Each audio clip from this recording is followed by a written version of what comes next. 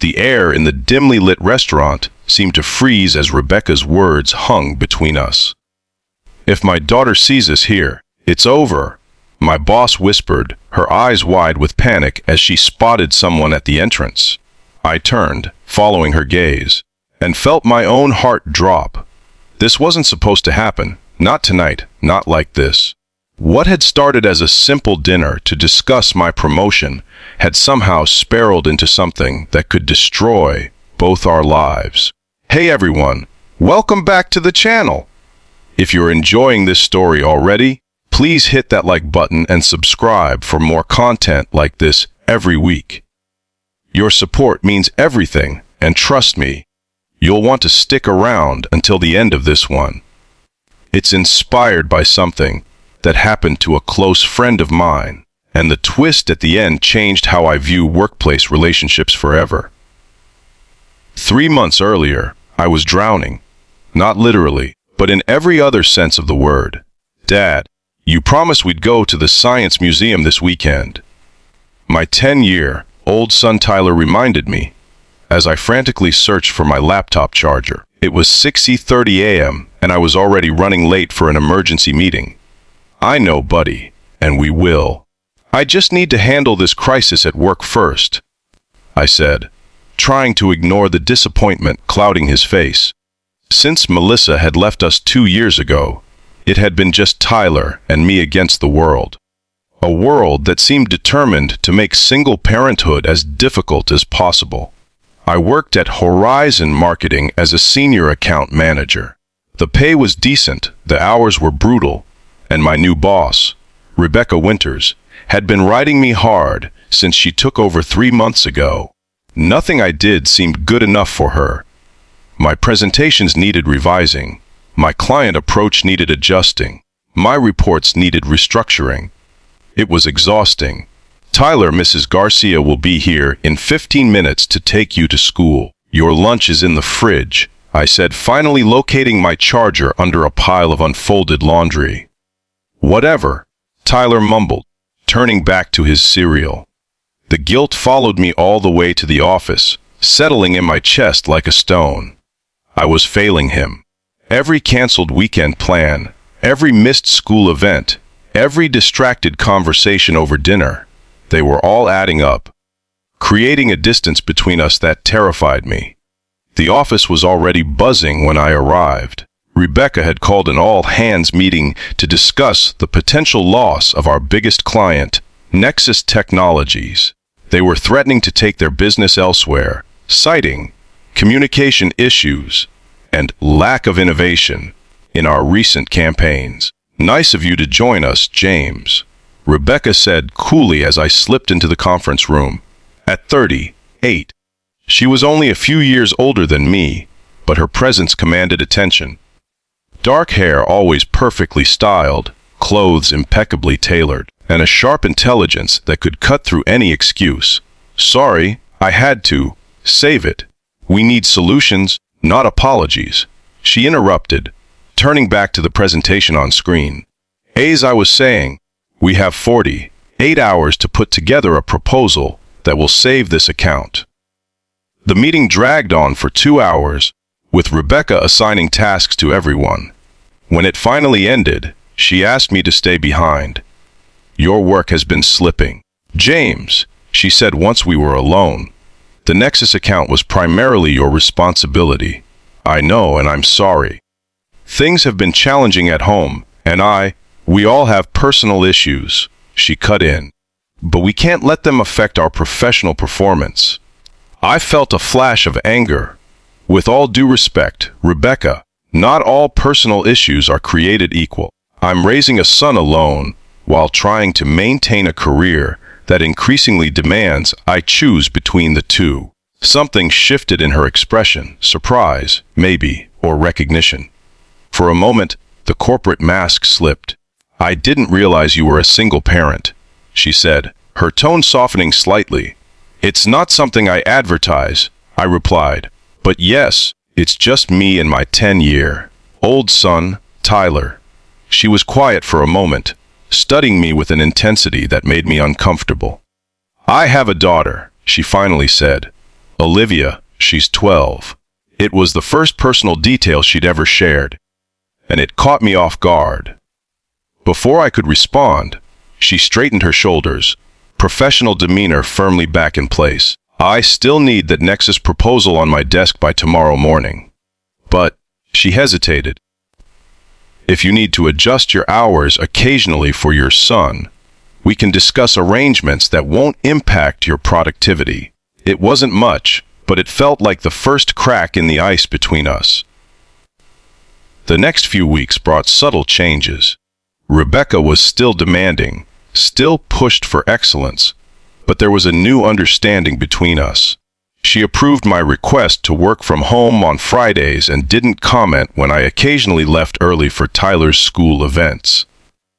In return, I threw myself into saving the Nexus account.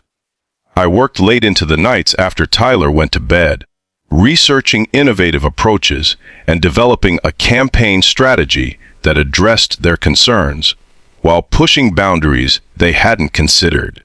When I presented my proposal to Rebecca, I saw something I'd never witnessed before: genuine approval. "This is impressive," she admitted, flipping through the detailed mock-ups and strategy documents. "You've addressed their concerns while giving them something fresh. If they don't go for this, they're idiots." "Thank you," I said, surprised by how much her praise meant to me. "Let's present it together," she suggested. "Tomorrow afternoon. I've already set up the meeting."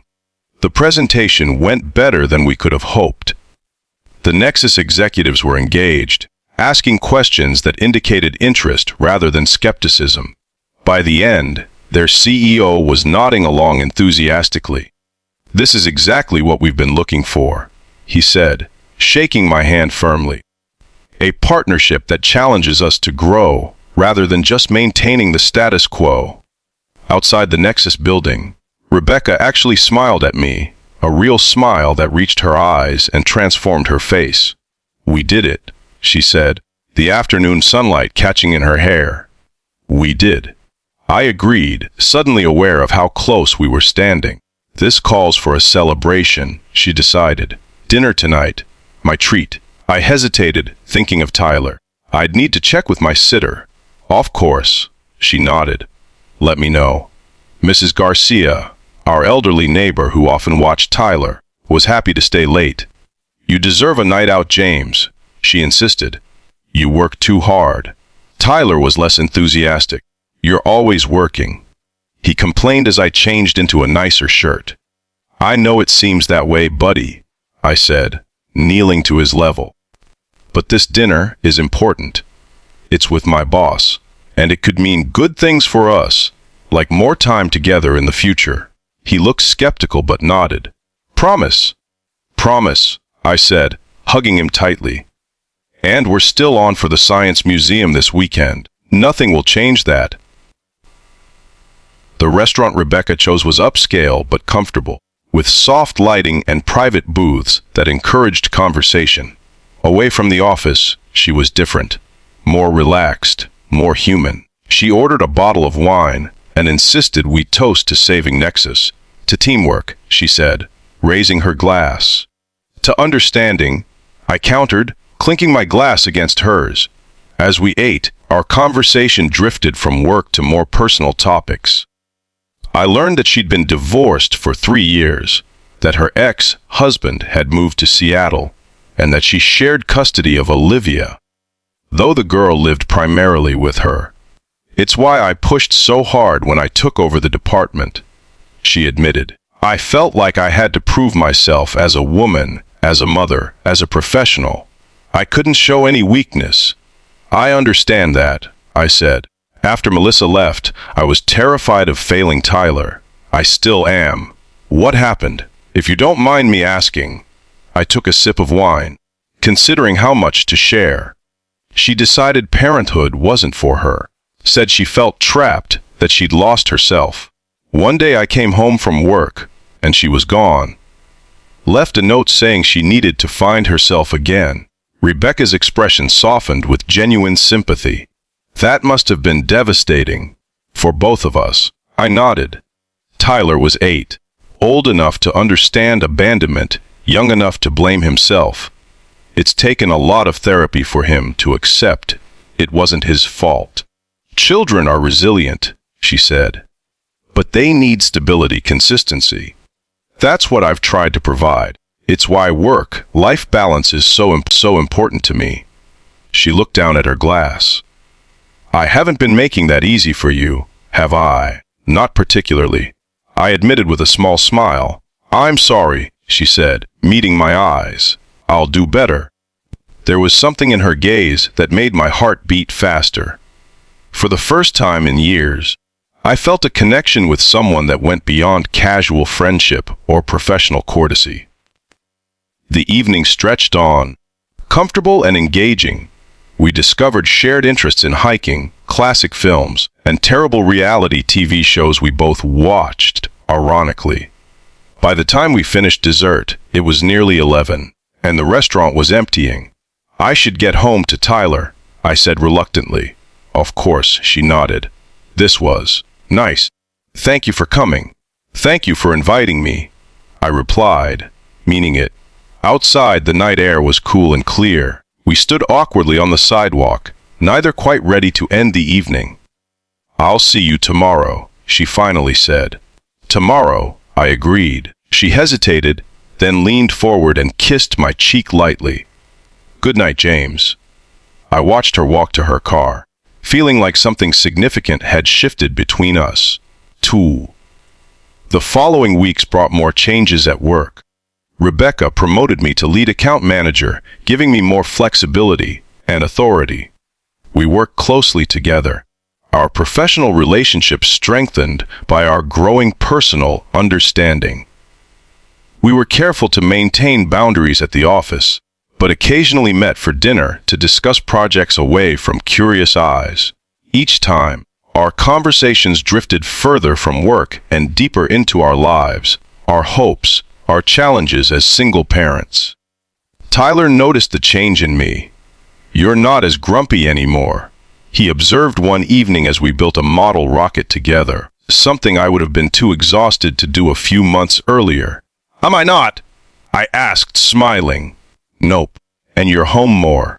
He concentrated on attaching a fin to the rocket body. Is it because of your boss lady? I nearly dropped the glue. What makes you say that? He shrugged with the innocent perceptiveness of children. You talk about her a lot, and you smile when you do. I didn't know how to respond to that, so I changed the subject. But his words stayed with me. Was I developing feelings for Rebecca? The thought was both exhilarating and terrifying. Office relationships were complicated enough without adding children to the equation, and Rebecca had made it clear that her professional reputation was paramount. She wouldn't risk being seen as anything but completely professional.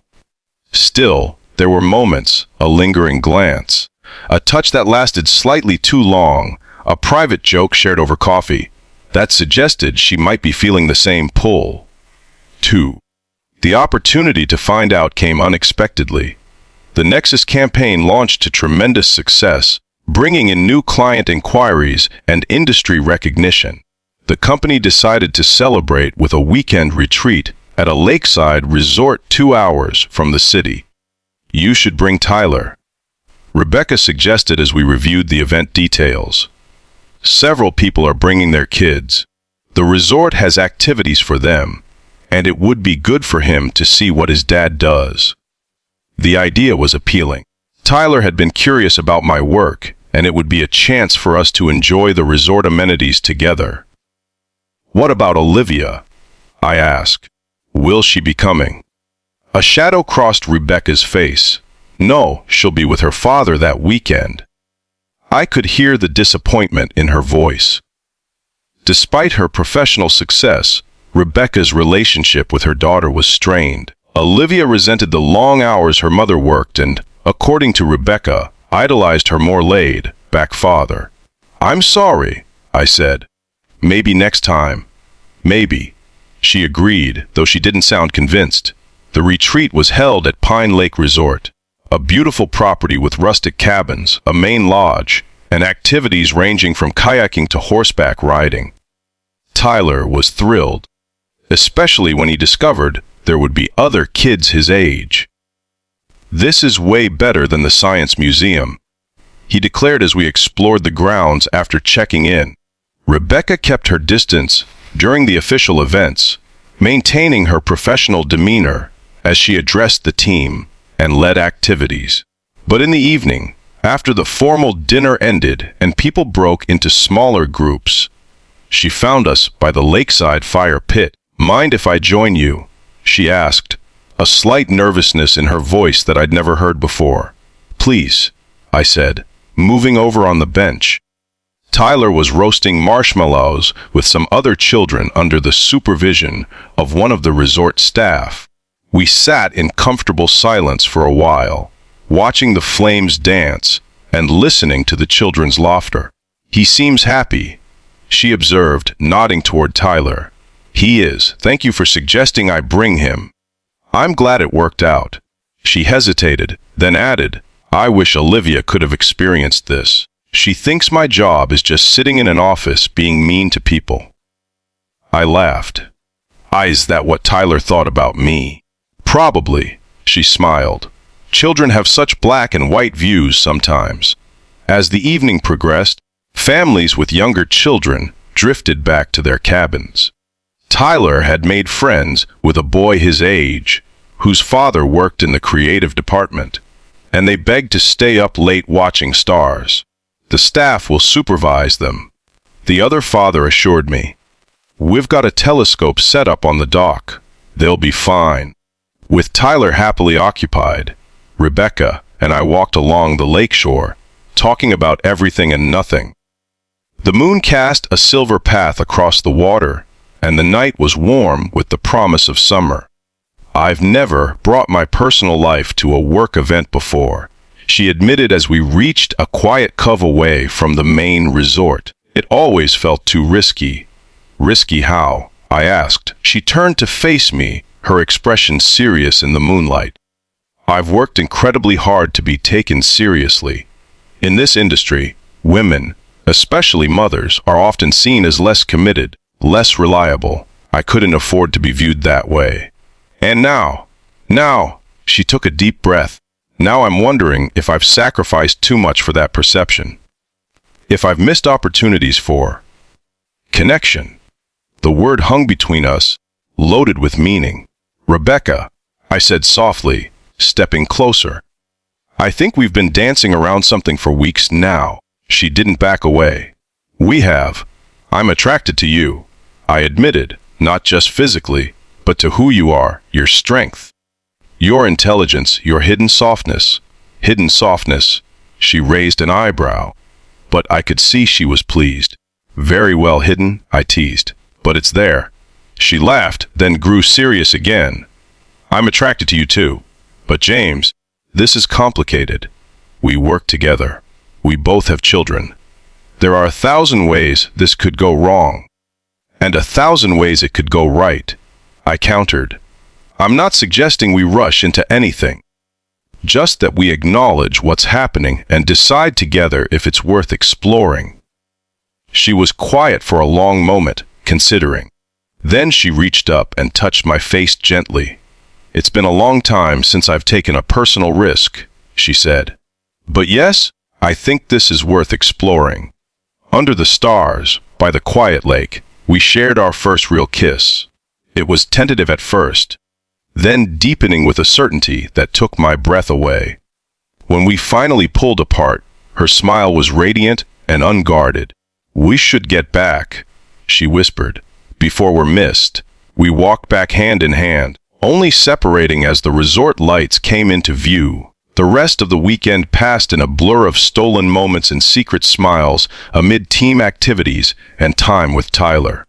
By Sunday, when we returned to the city, something had fundamentally changed. We agreed to take things slowly, to be discreet at work, and to carefully consider how and when to introduce the idea to our children. For the next month, we navigated our evolving relationship with caution. At work, we maintained professional boundaries, though occasionally I would catch her watching me with a warmth that made my heart race. After hours, we found time for dinner, for walks in the park, for quiet conversations about our hopes and fears. "I'm worried about Olivia," Rebecca confessed one evening as we sat on my couch after Tyler had gone to bed. "She's becoming more distant. Her father lets her do whatever she wants during his weekends, and then I'm the villain when I enforce rules and structure." "Have you talked to her about it?" I asked. "I've tried, but she's at that age where mom is the enemy and dad is the hero." I'll wrap up the story with a key scene. Here's the conclusion. 2 months into our carefully hidden relationship, Rebecca suggested we meet at Bellini's, an upscale Italian restaurant across town where we were unlikely to encounter colleagues. I'd arranged for Tyler to have a sleepover at his friend's house, and Rebecca's ex had Olivia for the weekend. The evening was perfect.